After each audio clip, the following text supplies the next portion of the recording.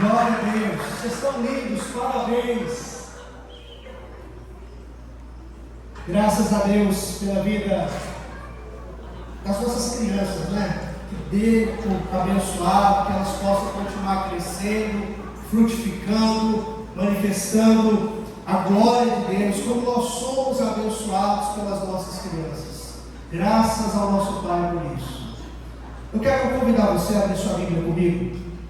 No Evangelho de João, capítulo 19, nós vamos ler o versículo 41 e depois nós vamos para o capítulo 20, do versículo 11 ao versículo 16.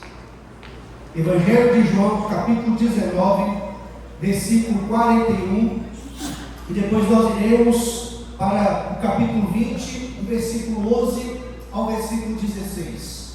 Diz assim: no lugar onde Jesus foi crucificado, havia um jardim, e no jardim um sepulcro novo, onde ninguém jamais fora colocado. Agora o capítulo 20, a partir do versículo 11. Maria, porém, ficou à entrada do sepulcro, chorando.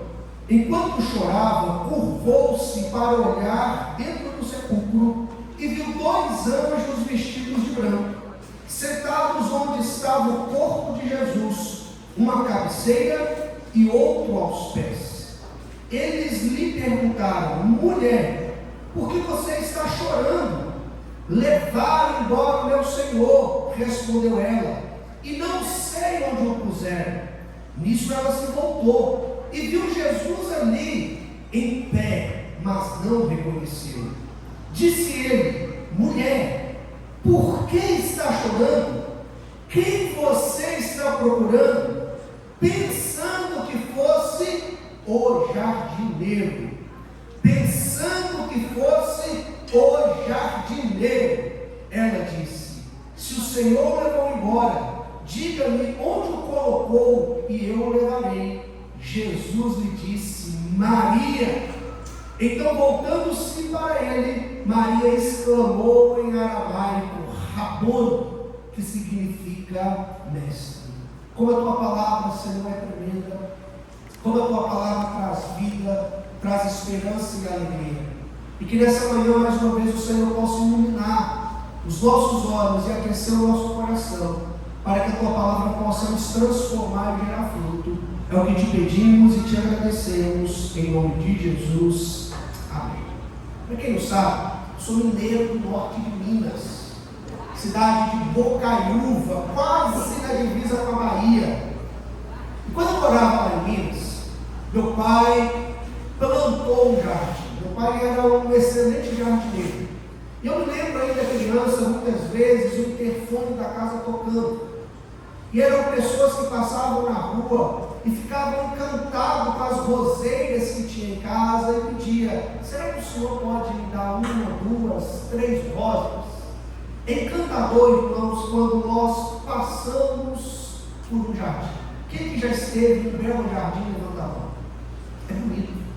Tanto que muitos lugares têm como ponto turístico jardins. E por que eu estou dizendo isso? Porque não sei se você sabe, a Bíblia também começa em um jardim.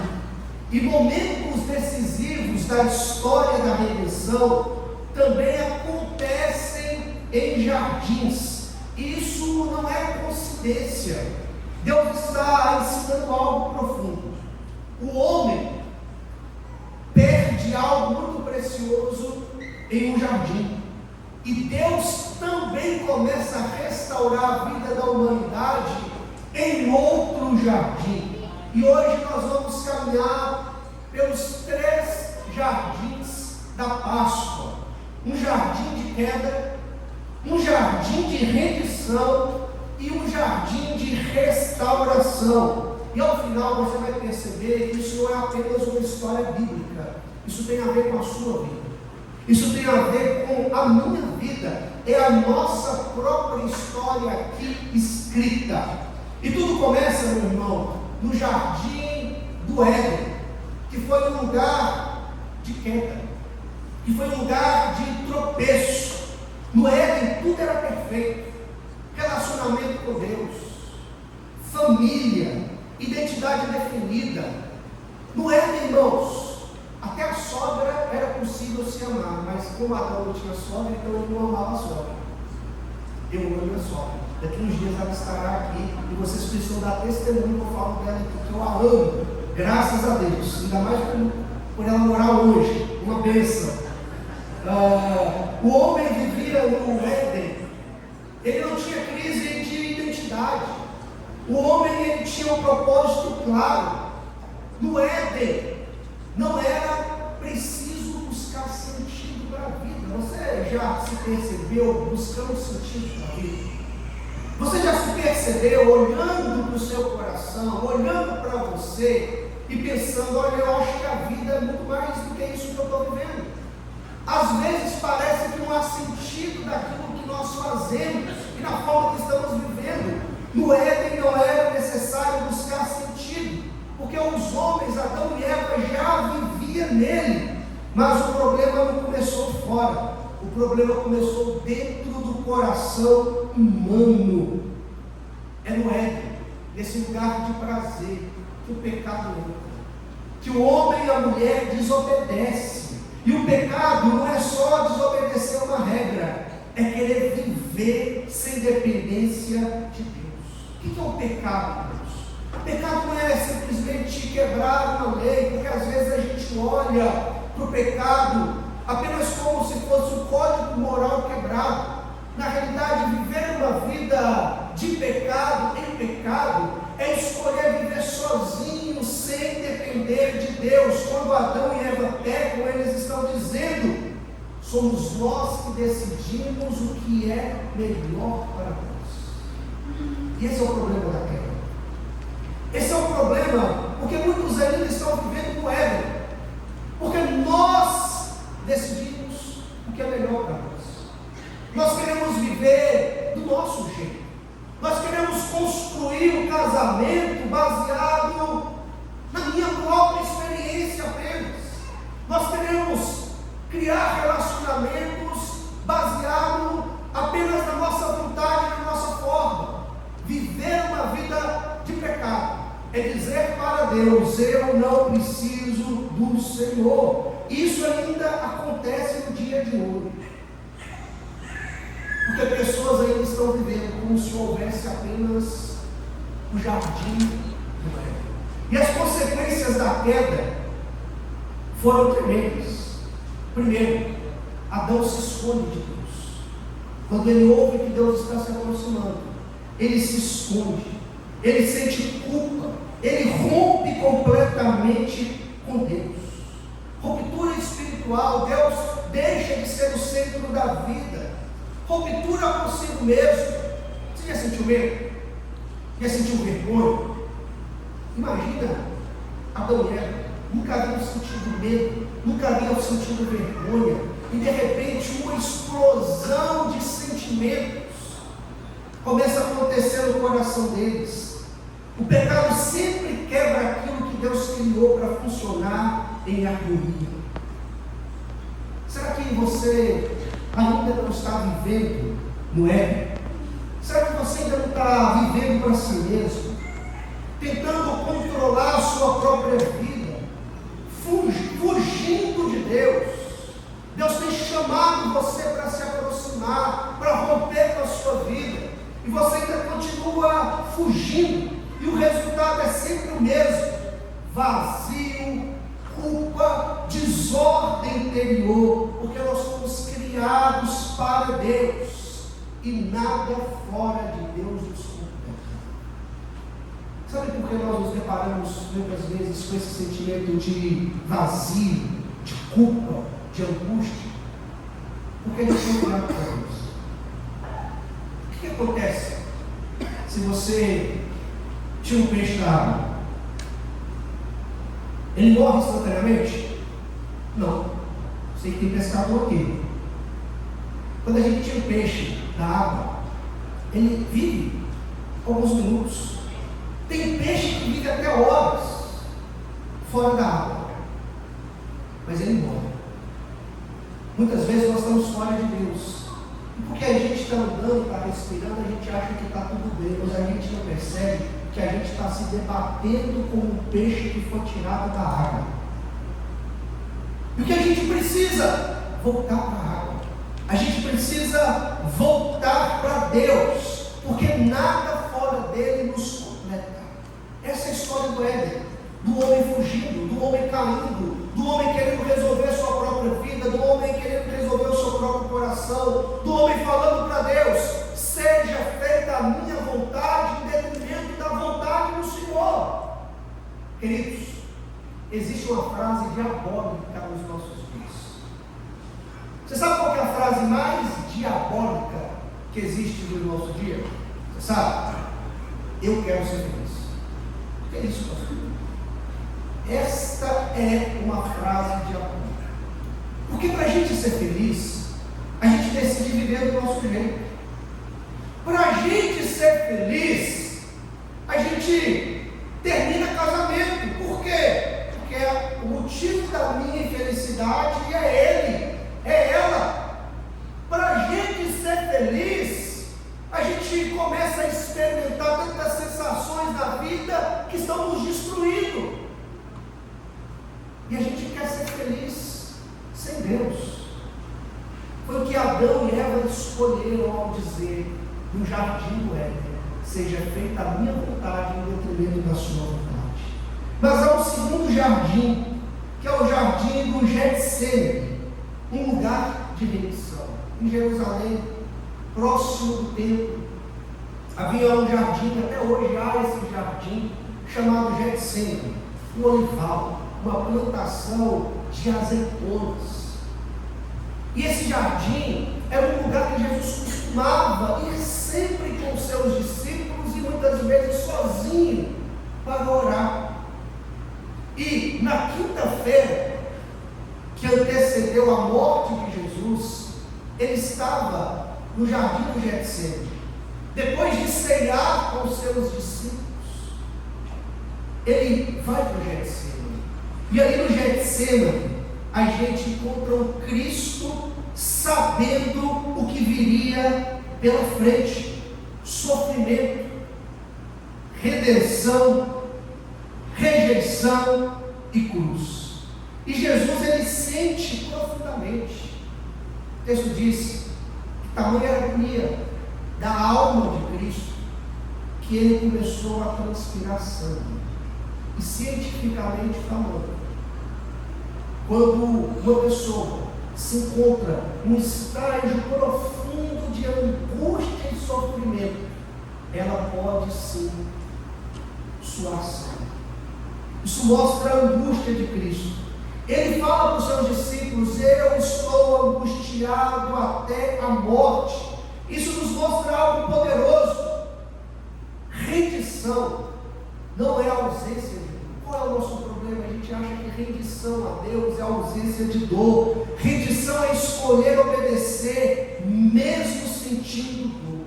E nesse jardim do Getsemane, nesse jardim da rendição, Jesus faz uma oração.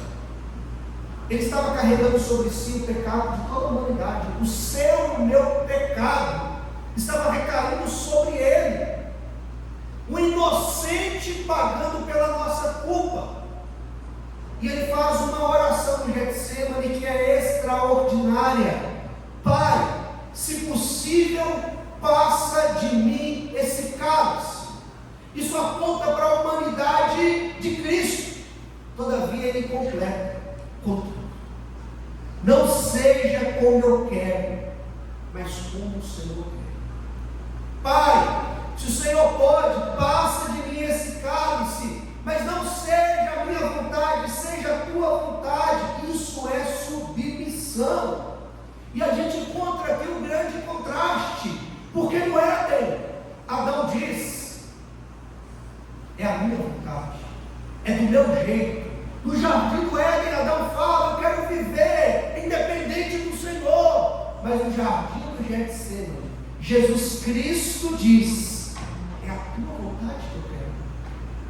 Mesmo em sofrimento, mesmo em angústia, que seja feita a tua vontade, eu me submeto a ela. Muitos irmãos querem viver o poder de Deus, mas poucos querem viver o Getsemane, porque o Getsemane é o lugar onde o ego morre, onde a vontade é confrontada. O Getsemane é o lugar onde o coração é alinhado com Deus, e todo cristão precisa passar por esse jardim. Todo cristão precisa passar pelo jardim do Getsemane, porque todos nós que estamos aqui passamos pelo jardim do ego. Todos nós que estamos aqui desobedecemos. Todos nós que estamos aqui fizemos escolhas erradas. E a nossa rendição começa quando nós entendemos o Getsemane. Você já teve um Getsemane com Deus? Você já teve um lugar de entrega real? Você já teve a coragem de chegar para Cristo e dizer: olha, eu estou abandonando a minha velha vida, eu quero viver uma nova vida, onde eu vou encontrar sentido no Senhor. Você já teve um momento na sua vida onde você teve coragem de dizer: Senhor, não é do meu jeito, não é como eu quero, não é conforme a minha vontade, porque sem rendição não existe transformação verdadeira. Sem rendição não existe mudança, não existe restauração. E talvez hoje, nessa Páscoa, esse dia tão especial, você esteja aqui porque Deus quer que você se renda a Ele verdadeiramente. Sabe o que é se render, irmãos? É entregar a Deus todas as desculpas, é entregar a Deus as nossas armas. Eu acho que eu já fiz essa pergunta aqui, mas como tem gente nova na igreja hoje, eu vou perguntar de novo. Alguém aqui, já vou falar como a gente falava quando a gente era moleque, lá no Espírito Santo. Você já recebeu um baculejo na polícia alguma vez? Já, Fred? Nunca? Eu já, irmãos. Ou pior, você já foi assaltado alguma vez? Qual que é a primeira coisa? Coloca a mão para cima. Coloca a mão para cima. Estava conversando com o pastor Marcos Vinícius, e ele é carioca, e ele falou que em alguns lugares do Rio de Janeiro, quando a polícia vê as pessoas sem cinto de segurança, ela não multa. Porque é mais perigoso ficar com cinto do que sem cinto. Porque é um lugar onde existe muita arrastão. E às vezes a pessoa está com cinto de segurança, quando acontece um arrastão e ela vai tirar o cinto, as pessoas que estão fazendo um arrastão acham que ela está tirando uma arma e acaba alvejando a pessoa. Por quê? Porque rendição significa levantar as mãos. Rendição significa entregar, dizer: olha, eu estou aqui, eu não vou lutar mais, eu vou entregar. É isso que o Senhor deseja de você hoje, rendição completa. Pare de lutar, pare de dar desculpa, pare de querer viver do seu jeito, porque enquanto você estiver vivendo do seu jeito, da sua forma, você não encontrará sentido pleno. Vai continuar existindo dentro de você a sensação de um vazio imensurável. É como comer isopor. Eu já fui criança, eu já comi isopor, não sei se você já comeu. Você já colocou na boca? Você já fez? Pô, nunca comeu isopor, nunca recebeu. Você tem que andar mais, filho. Você tem que andar mais. Está muito dentro de casa. Levei para passear, ele. Irmãos, muitas vezes a nossa vida está desse jeito. A gente compra, mas a gente não saboreia. A gente sorri, mas a gente não se alegra. Porque a nossa vida não está rendida verdadeiramente diante de Cristo. Mas há um terceiro jardim, que é o jardim da ressurreição, que é o lugar da restauração. Um lugar que deveria ser de morte, mas se torna um lugar de vida. A Bíblia diz que quando Jesus morre, ele é colocado em um jardim. E nesse jardim havia um sepulcro novo, que nunca havia sido utilizado. A história da humanidade começa no primeiro jardim, no Éden, lugar de queda. Passa pelo segundo jardim, o Getsemane, lugar de rendição. e vai acontecer o jardim da restauração. Um cenário inesperado. E algo acontece ali. O túmulo está vazio. O túmulo está vazio. Maria vai pela manhã de um domingo como esse chorar no sepulcro. Quando ela chega lá, a pedra do sepulcro está removida. E ela se desespera, porque ela está procurando um Cristo morto. Um Cristo que se entregou, que morreu, que aparentemente fora vencido e derrotado. De repente o texto fala que aparecem 2 anjos dentro do sepulcro e pergunta para ela: o que você está perguntando? O que você está procurando? Alguém que está morto. E de repente ela olha, e o texto diz que ela enxerga um jardineiro. Ela olha para o Cristo ressurreto e ela vê nele o jardineiro, e realmente ele é o jardineiro da vida. Ele é aquele que traz graça, que traz beleza, que traz mudança. E ela pergunta então para o jardineiro: foi o Senhor que levou o corpo dele? Me diga onde está para que eu possa pegá-lo. E Maria ouve então algo que ela já havia escutado muitas vezes: Maria. E ela reconhece a voz do jardineiro. E ela diz: é o Senhor, é o meu mestre. O que a gente aprende é que Deus está restaurando a história do mesmo tipo de cenário onde tudo começou. O primeiro jardim, perda. Este jardim, restauração. Jesus é um restaurador. Ele chama Maria pelo nome e tudo muda. Sabe por quê, irmãos? Porque quando Jesus fala, a vida volta. Quando ele fala, a morte é derrotada. Quando ele fala, a desesperança se transforma em esperança. O ódio dá lugar para a cura, para a restauração, para o amor. Quando Jesus fala, tudo é transformado. O que é esse jardim? O jardim do sepulcro. Ninguém imaginaria que um jardim de cemitério, que um jardim de sepulcro se transformaria, representaria nova vida, nova identidade e nova esperança. Isso não é apenas sobre Jesus ter ressuscitado, é sobre ele faz com quem o encontra, irmãos. Páscoa não é apenas a celebração do que Cristo ressuscitou. Páscoa é a celebração daqueles que encontraram com Cristo ressurreto e tiveram a vida transformada, e tiveram a vida restaurada, e encontraram sentido mesmo diante de problemas, mesmo diante de lutas, mesmo diante de angústias. Nós descobrimos para quem nós podemos olhar, a quem nós podemos recorrer, e quem tem o nosso coração em suas mãos. Páscoa é sobre isso. É sobre o que Jesus faz com todos aqueles que o encontram de verdade. Agora, irmãos, veja o movimento espiritual. Éden, jardim do Éden, o homem se afasta de Deus. Jardim do Getsêmani, Cristo se entrega a Deus. Jardim da ressurreição, Deus restaura o homem. O que foi quebrado é reconstruído. O que está quebrado na sua vida? O que está quebrado no seu coração?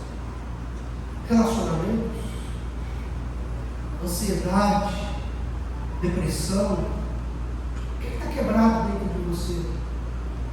Cristo pode restaurar e transformar a sua vida.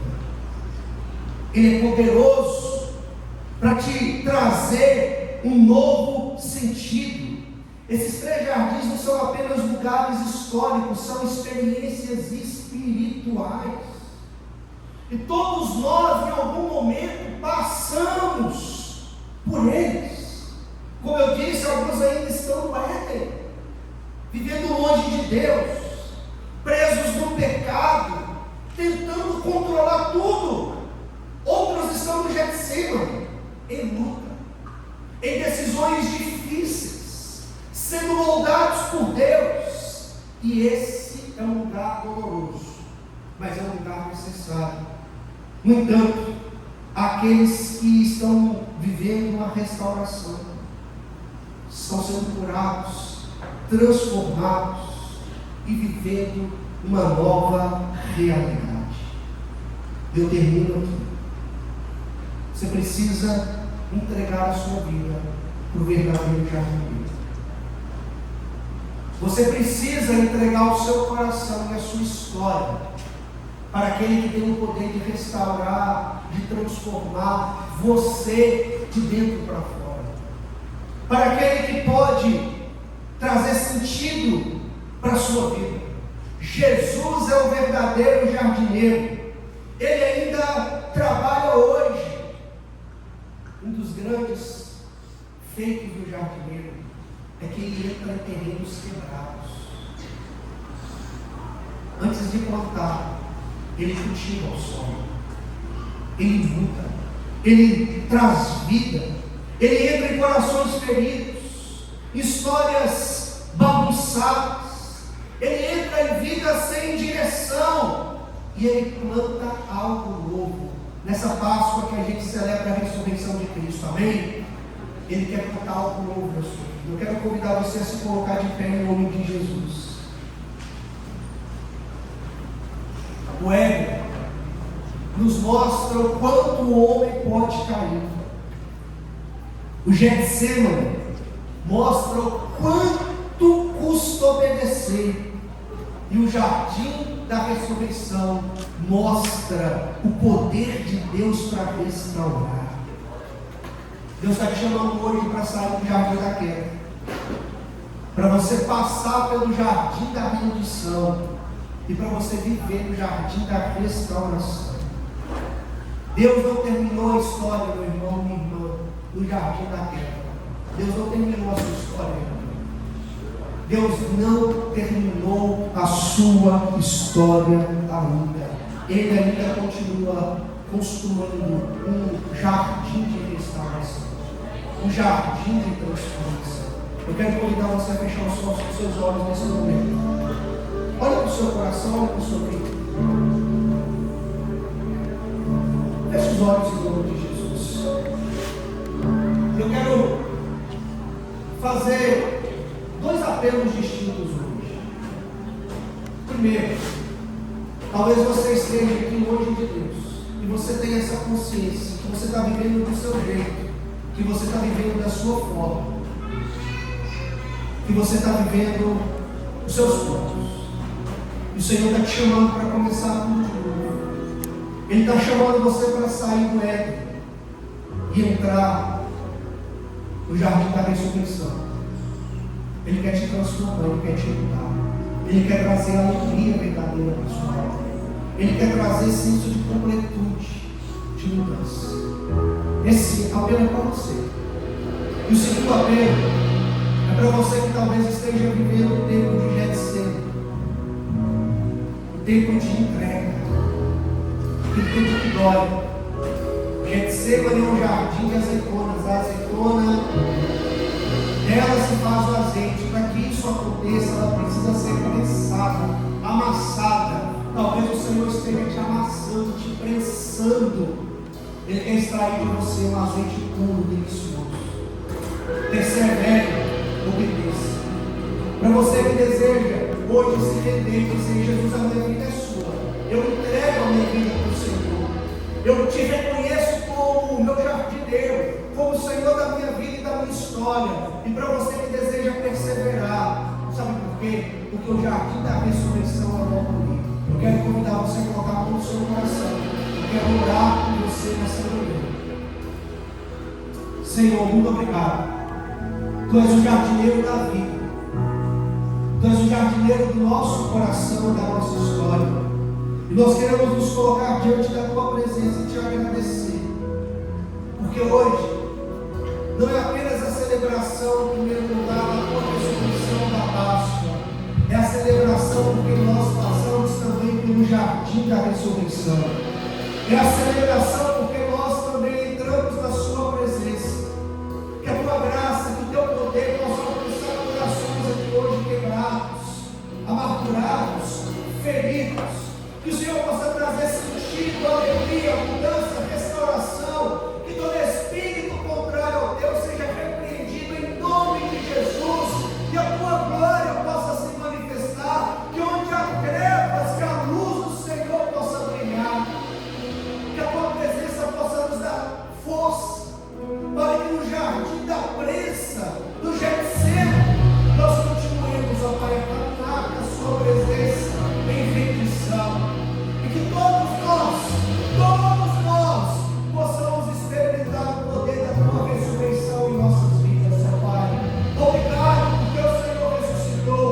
Obrigado porque no Senhor nós passamos da morte para a vida. Obrigado porque o Senhor nos salvou do nosso jeito, da nossa forma, da nossa vontade, para que possamos viver a boa, perfeita e agradável vontade do Senhor, que começou no jardim da ressurreição. É o que Te pedimos e Te agradecemos, em nome de Jesus. Amém.